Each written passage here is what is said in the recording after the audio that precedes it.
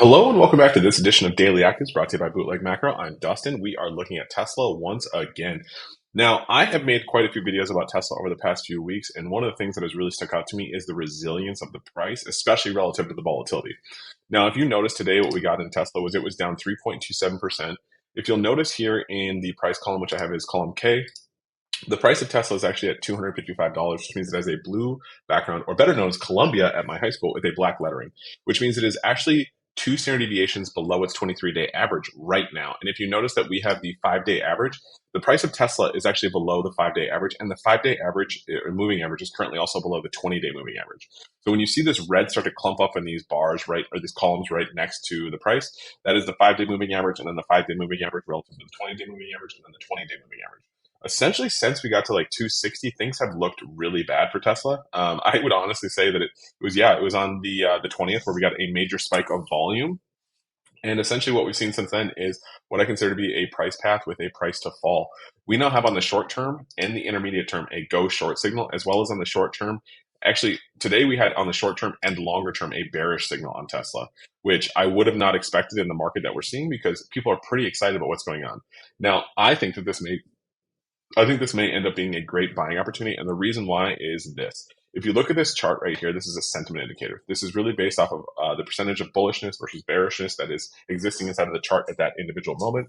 It's dynamic and changes based on the individual stock. Tesla is perfectly at 50% right now on its 10-day moving average of its bullish or bearishness.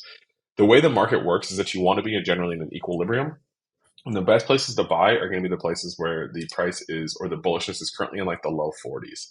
I mean, even if you get in the high 30s, but in the low 40s is a great place to buy. Like this would have been a great place to buy in the high 30s, mid 30s in the middle of January of 2023. Go back and check the price and tell me when to want to buy all the way up until the beginning or middle of February here.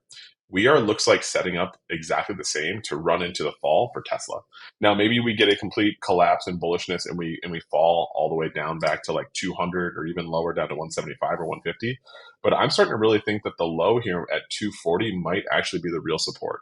And when we think about what we saw when we looked at the raw data, where we were actually at the light blue with the black background, I mean, there were two standard deviations below the 23-day average. This could definitely be a position where we start to see some resumption of bullish demand.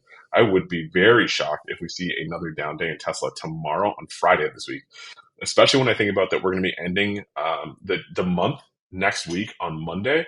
I could see some very good things happening for Tesla. I can see here, even with the volatility, what we have is the volatility has essentially been falling while the correlation of price is rising.